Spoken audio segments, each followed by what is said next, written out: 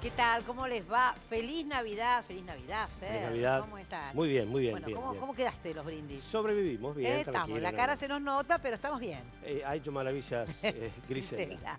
Bueno, ustedes seguramente almorzando, compartiendo en familia, siguieron brindando, se come lo de anoche, ¿no? ¿Se come lo de anoche? Sí, sí, los más valientes harán algo nuevo, pero Claro. en general es lo que sobra.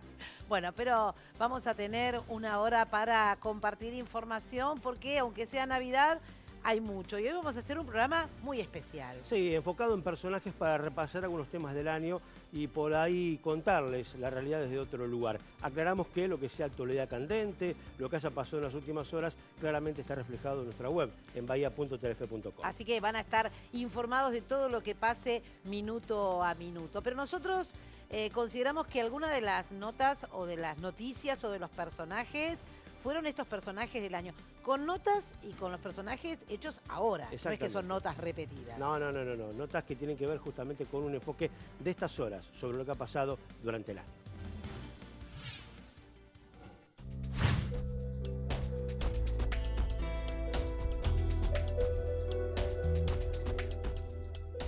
Bueno, la pobreza seguramente ha sido uno de los temas, si buscas en Google debe haber sido una de las palabras más nombradas, lamentablemente, en este 2019. Hemos pasado por varias instancias respecto de esto, disparado obviamente por los indicadores, pero también por la cruda realidad, debido a un año que corona políticas que no han sido de lo mejor y que nos ha llevado un índice muy alto que ha medido el INDEC y diferentes organismos, cerca del 40%. Claro, mucho se ha teorizado sobre la pobreza, mucho se ha hablado sobre la pobreza, pero a veces hay gente que te lo puede contar en primera persona, que es quien lo vive y quien lo padece. Totalmente. Este es el caso de Mayra Mendoza, que este año ha tomado relevancia por sus escritos en redes sociales, que después la trasladaron hacia una charla TED que fue difundida por muchos medios y que pegó muy fuerte. Y es por eso que volvemos a repasar con ella estas cuestiones que tienen que ver ya con una mirada, cerrando el año, de lo que ha sido la cruda pobreza en este 2019. Y ojalá no tengamos que hablar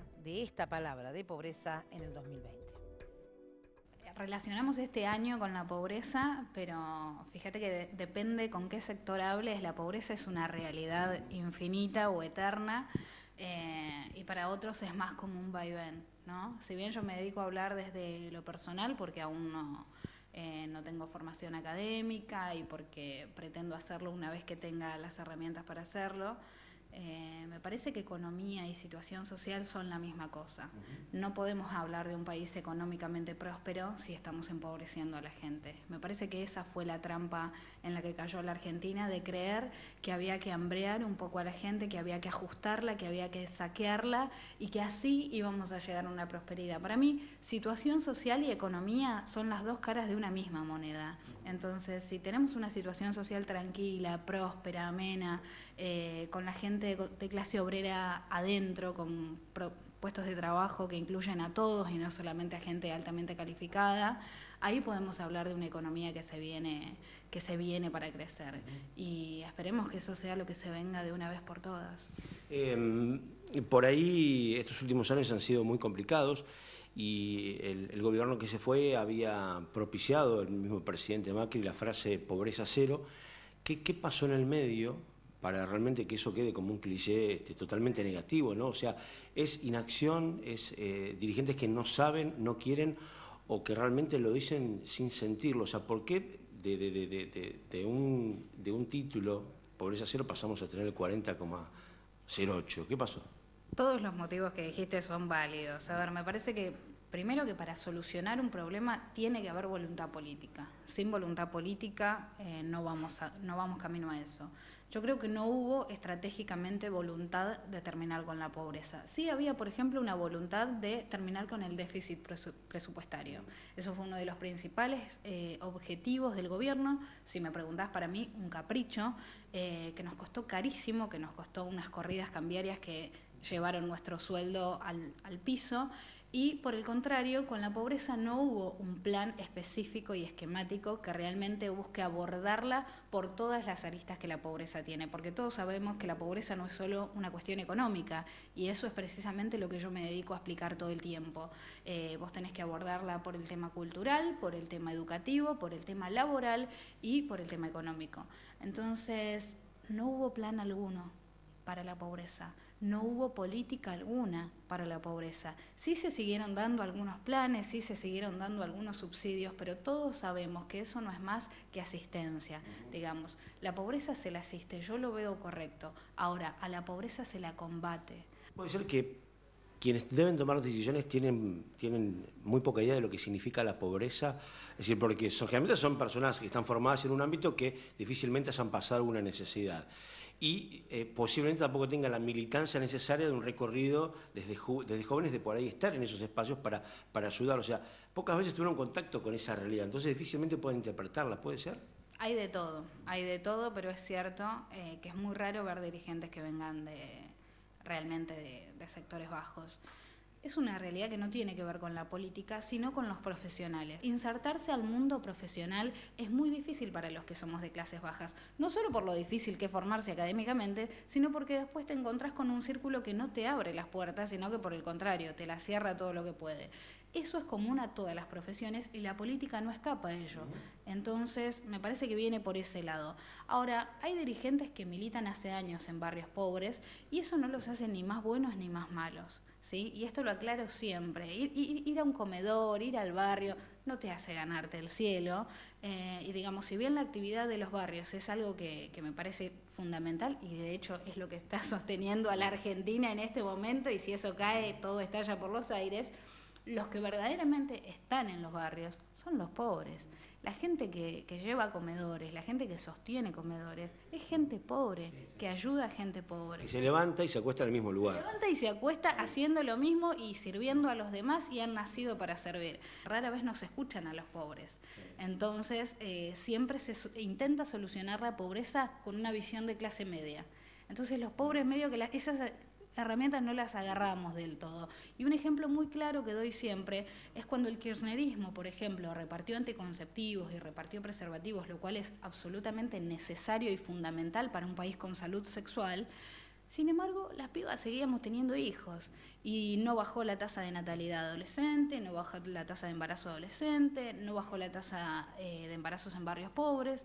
Entonces ahí te das cuenta que no era una cuestión económica el acceso al anticonceptivo, es una cuestión cultural.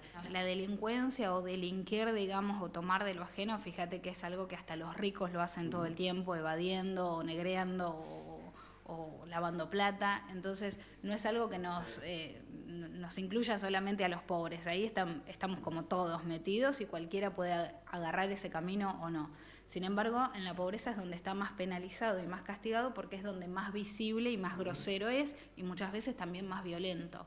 Entonces, lo que ha ocurrido en los últimos años es que las clases medias se protegieron contra el robo. Existe una municipalidad que te alumbra, existe un patrullero que pasa por la calle y vos compraste una alarma y pusiste doble cerradura y te compraste un perro. Entonces, es muy improbable que te roben o es muy improbable que el pibe chorro decida ir a robarte a vos porque sabe que está más o menos entregado. Entonces, ¿qué hace? Le roba cada vez gente más pobre. Eso fue lo que pasó. El chorro antes, si se quiere, tenía la posibilidad de robarle a alguien que tuviera poder adquisitivo, pero hoy ya no existe esa posibilidad porque las clases medias se cuidaron y se empezaron a preparar. Por ahí se rompen esos códigos, cuando dice, no hay más códigos, ya roban el barrio. No tienen códigos, no es que no tienen códigos, no son pelotudos, no van a ir a robar a un lugar donde hay patrullero y donde están entregados, van a ir a robar a un lugar donde no hay iluminación, donde saben que no hay alarma, donde saben que no hay protección y sobre todas las cosas, donde la policía tarda en llegar. Porque son los gobiernos los que deciden qué barrios cuida la policía. Y por lo general protege a los barrios de clase media y los de clase baja quedamos entregados a la inseguridad. ¿Cómo ves lo que viene? ¿Qué panorama te imaginas? Es muy incipiente, recién a pocos días de la asunción de un nuevo gobierno, pero ¿ves que puede haber un cambio de fondo, dejar de vivir en permanente crisis? Ya te pregunto hasta como una persona que se está preparando para analizar esa situación, ¿no? ¿Cómo ves el futuro? Me parece que lo más urgente en la Argentina, que era el hambre, se está intentando combatir, pero hay otra cosa que no tiene que ver solamente con el hambre, sino con el desarrollo económico. Digamos, a mí me obsesiona la pobreza por una cuestión de haberla vivido y por humanista, si querés llamarle, que nadie tiene que pasar por eso. Pero a ver, también me interesa porque amo a mi país y para mí es una locura que exista pobreza en Argentina. No solo hay que combatir el hambre, sino que también hay que empezar a diseñar proyectos y programas que busquen el desarrollo integral y económico como objetivo estratégico y no que sea parte del resultado o que se vayan acomodando los melones con el carro. Entonces, soy bastante optimista, creo que hay muchos economistas en los equipos de ahora, me parece fundamental que los haya, y me parece que alguna vez por lo menos va a haber un proyecto, un programa que busque esto, ¿no? De tirar para adelante y con desarrollo con los pobres adentro, que cierren los números con la gente adentro.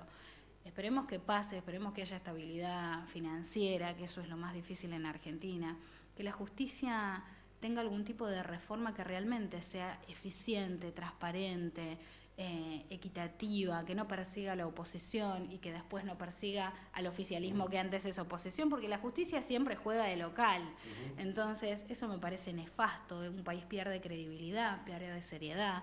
Y si las instituciones no son serias y creíbles, no podemos esperar que los privados sean serios y creíbles y honestos. Si las instituciones son corruptas, las personas van a ser corruptas. Entonces tenemos que empezar a cambiar de arriba para abajo para tener realmente una nación en la que se pueda crecer y desarrollar y potenciar todo lo que la Argentina puede ser.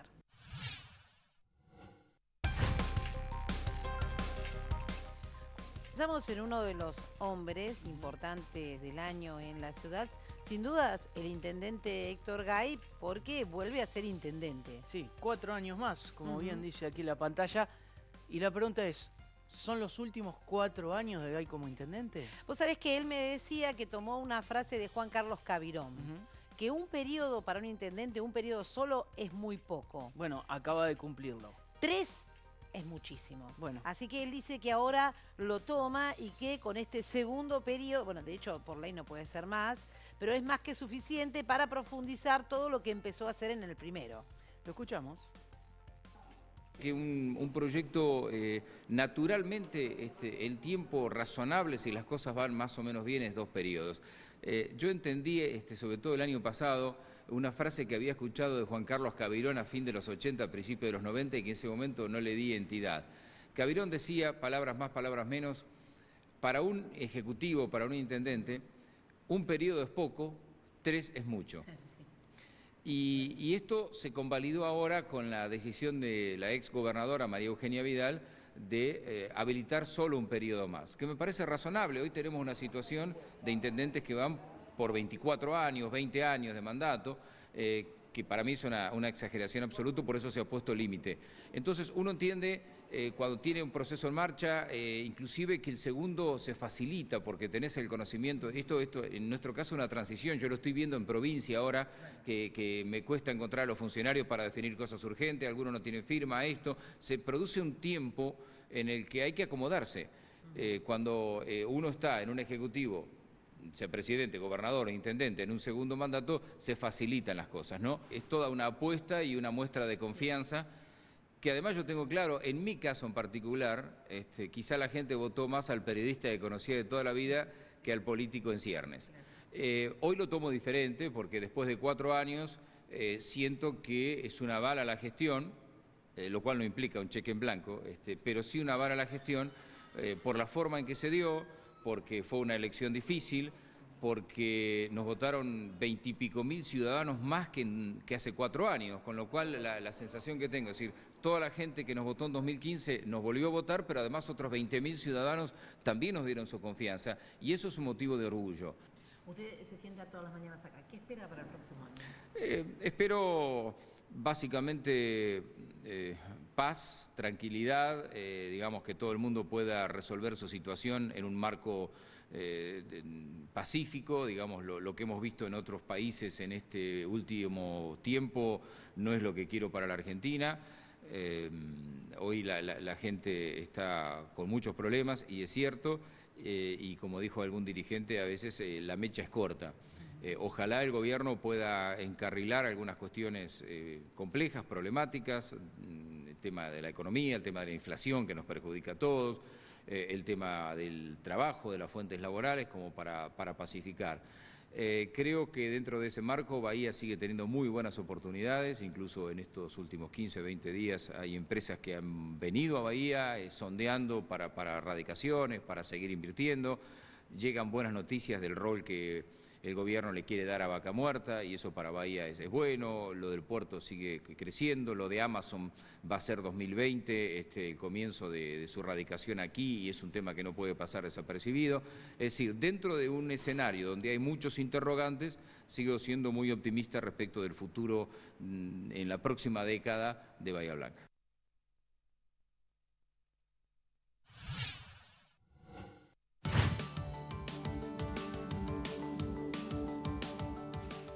Y sin duda ha sido el 2019 el año de Federico Susbiele. Porque uno puede decir, perdió en la elección. Sí. Pero claro, si lo analizás, de cada 10 bahienses, 4 lo votaron. Y además, otra particularidad, logró aglutinar bajo su figura todo el peronismo, que hasta ahora venía dividido, y es el principal referente de la oposición, más allá de que no tiene ningún cargo por ahora. Sin duda, Federico Susbiele se consolidó como persona política en la ciudad y con un futuro político. Sí, de hecho ya está proyectando su candidatura dentro de 4 años para la próxima elección. Y así lo contaba. Fue un año intenso.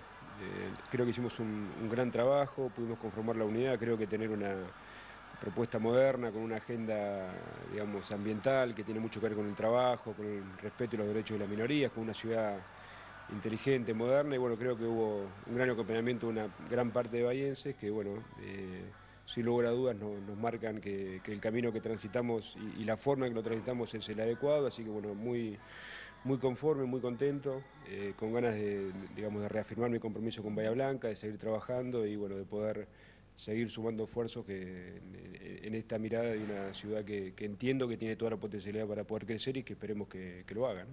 Y por ese gran porcentaje de votantes te compromete aún más a hacer una oposición constructiva. Sí, sin duda, digamos, ¿no?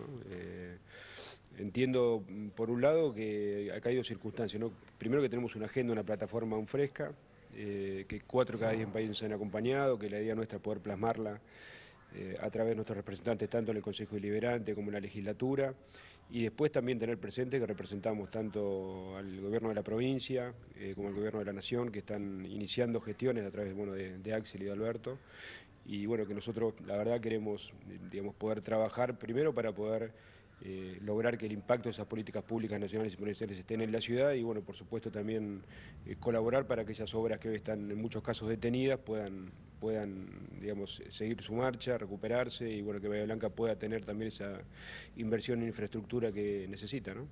¿Desde algún lugar específico te ves colaborando con la ciudad? Me veo acá, digamos, lo hice saber después de las elecciones, que mi lugar es aquí, que entiendo que quiero reafirmar mi compromiso y la mejor manera de hacerlo es estar el 100% de mi tiempo y con mi energía puesta en Bahía Blanca y bueno, después es una decisión más digamos, del gobernador y del presidente específicamente, cuál es el rol que tenga para poder acompañar o trabajar, pero bueno, me imagino y lo estoy haciendo ya, digamos, en un trabajo, bueno, primero de seguir conformando y consolidando este núcleo que hemos trabajado realmente muy bien este año en Bahía Blanca y siguiendo con una agenda de escucha, digamos, de tener mucho registro de la realidad y bueno, ponernos a trabajar en las cosas que Bahía Blanca necesita. ¿Y te ves otra vez tratando de ser el intendente de la ciudad? Yo, la verdad, sí, mi idea, digamos, y mi construcción y el abrazar la política no tiene que ver con una construcción personalista, digamos, ¿no? Yo creo que hay una agenda que representamos. Voy a seguir pensando siempre que tenemos que tener a los candidatos o candidatas más competitivas en las listas. Y yo quiero trabajar para seguir conformando el espacio y reafirmando una agenda, ¿no? El compromiso es con muchos sectores de la ciudad, digamos, con muchos espacios que han confiado en nosotros. Y bueno, vamos a seguir trabajando de esa manera, ¿no? Y vuelvo a decir, no honrando y representando a cada uno de esos votos y tratando que esa agenda de una Bahía Blanca inclusiva, con respeto a la diversidad, con una cultura pujante, con trabajo, con inversión, digamos, con una gran posibilidad de desarrollo, pero que tiene que ser en equilibrio con el medio ambiente, que pueda darse, ¿no? Me parece que ese es el norte y bueno, yo entiendo que represento esa agenda. Desde Bahía Bicentenario poder trabajar en estos años en jornadas, en poder generar esa agenda a largo plazo, bueno, poder trabajar con el municipio, con sectores gubernamentales de la provincia, de nación, con universidades, digamos, ¿no? Que sea ese espacio de pensamiento, digamos, que salga un poco de la coyuntura y que permita también trazar e imaginar esa Bahía Blanca del Bicentenario que creo que todos, digamos, merecemos estar y vivir en una ciudad mejor. Ojalá que encontremos los caminos necesarios para sumar los mejores esfuerzos y aporte de todos.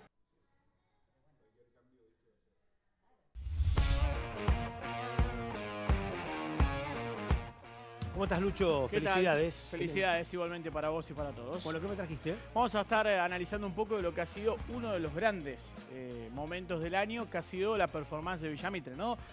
Hace algunos días nada más repasábamos lo que fue la Copa Argentina, pero en esta charla que mantuvimos con Carlos Mungo hablamos un poco de lo que fue el Federal A, sobre todo esta segunda parte del año, o la primera de la nueva temporada, porque Villamitre, después de un bache de 5 partidos, ha terminado con 3 victorias entre los 6 primeros y con el objetivo claro de ascenso, así lo afirma su entrenador. O sea, buen año en general. Buen año en general, buen año en lo institucional y en el fútbol, que es el deporte motor de esta institución. Con Carlos Mungo como entrenador tuvo un buen 2019 y así lo analiza el técnico, no solo hablando de lo que pasó, sino de lo que se viene, porque en pocos días arrancará la pretemporada. Creo que gracias a Dios hemos hecho un torneo bastante regular, si bien tuvimos ahí 4 o 5 fechas en las cuales por ahí se nos había cerrado el arco. En líneas generales creo que sacando 2 o 3 partidos en los cuales no tuvimos un buen rendimiento, después se hizo un buen torneo. ¿El bajón fue en un momento adecuado?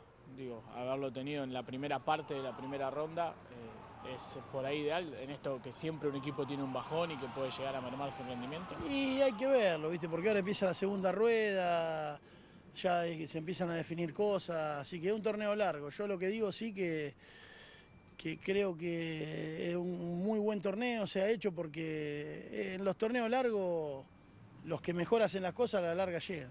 Lo único feo por ahí la definición final, que son 5 fechas nada más, que a matar o morir sin un partido de ida y vuelta, pero bueno, hay que seguir trabajando para tratar de mantener la regularidad, que es lo fundamental, y tratar de llegar a clasificar entre los 6 primeros. Villamitre es un club que te obliga, ya estar en un club de ese estilo te obliga a pensar en el ascenso siempre. Después, el club no es que hace una inversión, o sea, que tira la casa por la borda con el presupuesto para traer jugadores, que tampoco te asegura nada, ¿no? Pero es un club ordenado, es un club que, como siempre digo, yo creo y estoy casi seguro que va a ascender. Si no es con nosotros, y este año en algún momento va a ascender porque está haciendo las cosas muy bien institucionalmente, que eso es lo importante, porque si lo logra hacer, creo que las bases están sentadas para que el Nacional B no sea una categoría de paso, como por ahí ha sido otras veces para Villamitre. Creo que hoy está preparado. Y bueno, nosotros peleamos por eso, peleamos por tratar de que sea ahora. Nos gustaría que pueda ser ahora, pero si no es, bueno, tratar de sentar las bases para que en no mucho tiempo el club pueda lograr un ascenso, que creo que se lo merece por la gente, por cómo trabajan los dirigentes y por la seriedad con la que se maneja la institución. ¿Son los equipos mendocinos que están ahí arriba los mejores o la segunda parte puede generar un crecimiento de alguno de los que vienen más abajo? No sé si por ahí los equipos mendocinos por ahí habían arrancado. Vos fíjate que cuando nosotros nos tocó jugar con Maipú, creo que fue el técnico de Maipú que dijo, porque bueno, tuvimos un gran partido ese día y la prensa de Maipú hablaba de cómo habíamos jugado nosotros y dijo, bueno, pero ellos están 10 puntos abajo. Y hoy terminó la primera rueda, y esto fue hace 4 partidos, y hoy el equipo de Maipú que va primero tiene 27 puntos y nosotros 23. Así que la segunda rueda va a ser difícil, va a haber que estar atento partido a partido, como te digo, y bueno, tratar de llegar bien primero a tratar de clasificar y después, bueno, una vez que estén el hexagonal final, en caso de poder estar adentro, que es el objetivo, pelear por el ascenso. El plantel es corto, lo has reafirmado varias veces, es más la baja confirmada a Costa. ¿Vas a pedir reemplazar esos nombres o reforzar el plantel con 2 nombres más, los que puedan traer? Sí, estamos buscando siempre. Lo que pasa es que siempre hay que ir a la altura del presupuesto. Nosotros hemos tenido muchas bajas, principalmente por lesión, lo cual nos da hasta la chance de tener algún refuerzo más. Pero a ver, como te digo, un club ordenado, un club en el cual el jugador que está lesionado también tiene que seguir cobrando. Se manejan con un presupuesto del cual no se salen de la línea y que me parece bárbaro. Así que bueno, trataremos de... El mercado está bastante parado, los jugadores están esperando mucho qué pasa con el Nacional B, pero bueno, veremos. En caso de traer, intentaremos traer jugadores que puedan venir a solidificar lo que hace el grupo. A su vez, también seguramente ahora cuando empecemos la pretemporada se van a sumar a entrenar con nosotros 5 o 6 chicos de la local, que por ahí también lo hacían durante el año. No es que la local va por un lado y el federal por otro. Trabajamos bastante en conjunto en el club, pero bueno, como ellos no están entrenando ahora, por ahí se van a sumar y bueno, también de esa base la intención de que pase lo que ha pasado con Tanner, qué sé yo, con Enzo, que todos jugadores que por ahí han salido de la liga puedan llegar a ser importantes en el federal.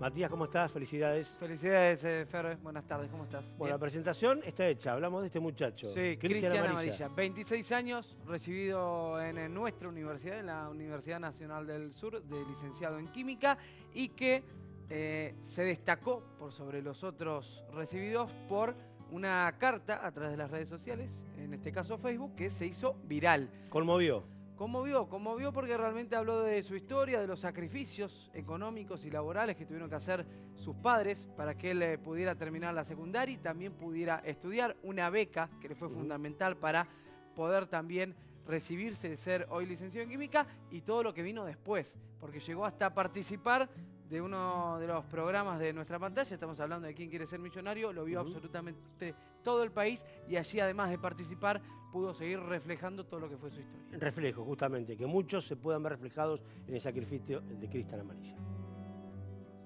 La verdad que fue un año, en lo personal, si la palabra es loco, ¿no? Yo no me imaginaba todo lo que iba a pasar. Uno no tiene la bola de cristal, y uno que estaba acostumbrado por ahí a que todo le cueste el doble, que de pronto se vayan destrabando ciertas cosas, nada, fue muy lindo. ¿Cómo fue escribir esa carta? Porque todo se dispara por una carta que vos escribís en las redes sociales. ¿Te imaginabas semejante repercusión y todo lo que vino después? No, la verdad que siempre lo digo. Yo escribí para mis amigos, escribí para mi alrededor. También rompí con una barrera que era la vergüenza de contar que era pobre, de las dificultades que tuve. Pero cuando me recibí sentí que tenía algo para contar y lo hice. De todo lo que te pasó, ¿destacás algo en especial, algo raro que te haya pasado a partir de la carta? Una persona que siempre la cuento, que se iba para Alemania y al leer mi carta me escribió en Facebook diciéndome que tenía el pasaje para ir a Alemania, en cambio se cambió para venir a Argentina a abrazar a los padres, porque nunca le había dicho lo mucho que lo quería, lo mucho que le agradecía, porque él sentía que todo lo que le pasó en la vida era gracias a sus viejos, así que vino a la Argentina y después se fue de nuevo para Alemania.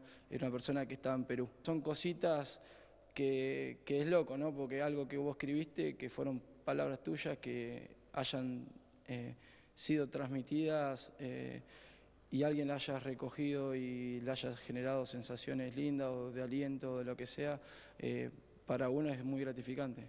¿Qué pensás de la universidad pública, del estado de la universidad pública? ¿Qué reflexión te queda después de tu propia historia, ¿no?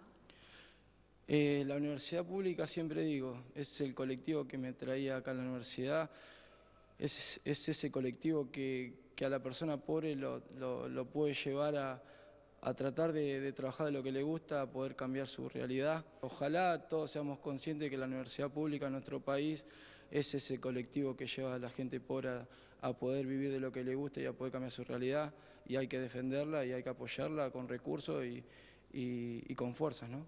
Una de las cosas que viviste también fue el tema de la televisión, de Telefe, de un programa muy masivo como Quién quiere ser millonario. ¿Te imaginabas esto? ¿Cómo fue estar ahí con Santiago del Moro, con todo lo que eso significa? La verdad que fue muy lindo porque lo pude vivir con mi hermana, pudimos traernos algo a casa. La verdad que la experiencia en sí fue muy linda, fueron días, yo estuve 2 días en Buenos Aires. ¿Cómo estás ahora? ¿Cómo es el presente para vos? ¿Cuál es la realidad que tenés? No es fácil, pero has conseguido trabajo, es importante eso. Sí, tal cual. Mi presente creo que es de paz o de alivio. Creo que yo soñaba con este presente, soñaba con conseguir un trabajo, soñaba con poder proyectar, porque uno nunca podía proyectar porque era vivir el día a día. Hoy puedo pensar qué quiero hacer de mi vida, cómo lo quiero hacer, y la verdad que es lindo. Tengo varios proyectos en mi casa, quiero que mis viejos tengan una casa más cómoda, pero también quiero seguir trabajando para la gente como lo venía haciendo. Quiero participar activamente de mi club, de merenderos, como siempre traté de hacerlo. ¿Qué piensan tus padres de esto, de todo lo que viviste, de todo lo que ellos también vivieron de esta manera a través tuya? Y la verdad que están muy sensibles. Fue un año para ellos que cayeron en la cuenta que el esfuerzo que hicieron por sus hijos tuvo su fruto y te hacen llegar su cariño todo el tiempo. Ellos hace poquito pudieron hacer su primer viaje de vacaciones, por así decirlo, a Puerto Madryn. Subieron por primera vez en un avión. En el barrio salen ellos y la gran estrella en el barrio son ellos, ¿no? Porque todas las personas saben lo que han trabajado para nosotros. Entonces, para uno ver ese reconocimiento es lo que uno soñaba, es lo que uno quería. Es muy lindo y te juro que de todas las cosas que me han pasado, que mis viejos hayan recibido el reconocimiento que se merecen fue muy lindo, y es muy lindo porque lo estoy viviendo todavía y nada, disfrutar. Si se nos dan ganas de comer, no sé, un pedazo de carne, poder comerlo, todas cositas así que vos antes tenías que hacer malabares para poder ir a la carnicería a comprar un corte, ¿no? Entonces, hoy se disfruta mucho esas pocas cosas, esas pequeñas cosas que antes nos costaban, ¿no? Vos te largaste, digamos, públicamente o masivamente te hiciste muy conocido por una carta. ¿Qué escribirías ahora en una carta de ahora, de este fin de año? ¿Qué pondrías? ¿Qué frases tendrían que estar? ¿Qué palabras tendrían un lugar importante en esa carta si fuera ahora con todo lo que ya viviste? Las palabras que más se me vienen ahora es valorar, ¿no? Valorar las cosas pocas que tenemos, porque siempre nos va a faltar algo si pensamos de una forma ambiciosa, ¿no? Y siempre vamos a querer más. La cuestión es que a veces cuando no tenés mucho, unas totrafitas con unos mates y que esté tu familia alrededor tuyo, ya bastaba para ser feliz. Y creo que cuando por ahí tenés otra realidad y se te pierde el foco, ¿no? Yo sigo siendo feliz con unas totrafitas y unas mates de mis viejos, y creo que hay que valorar las pocas cosas que tenemos, porque seguramente hay otras personas que la están pasando peor, y seguramente van a haber personas que la están pasando mejor, pero eso va a ser siempre en la vida. Así que nada, abrazar a los viejos, abrazar a la familia, si las tenemos o no, aferrarnos a nuestros amigos, que creo que ahí está el secreto de la vida. Qué experiencia, ¿no? Qué buena... Qué lindo cuando uno puede, a través de esta nota, ver cómo gente se refleja y bueno, empatiza con esta historia, ¿no? Es muy lindo ver eso. Y además estaba pensando cuántas cosas pasaron este año, que por ahí uno no recuerda, y ahora cuando ves los personajes te acordás de esta historia que nos conmovió a todos. Y cuántas a través de las redes. Eso es una cuestión que está evolucionando, ha cambiado tanto. Cambió la dinámica nuestra, ¿no? De contar las cosas que tienen que ver con las noticias. Y hablando de dinámica de web y de digital, cualquier novedad, las noticias de hoy, lo último que haya pasado, está reflejado obviamente en nuestra web. En nuestra web bahía.telefe.com. Y hablando de redes, en un ratito va a estar Capocha con nosotros. Capocha Aranís, vamos a tener a Leo Valente con varios temas que tienen que ver con lo digital. Bueno, hay un montón de cosas. Y para los rockeros, sin duda, el Lucero El Ojo Daltónico ha sido la banda del año, porque ha hecho recitales masivos donde han llenado, así que también va a estar Lucero El Ojo Daltónico en esta edición especial de Navidad. Ahora la pausa, ya volvemos.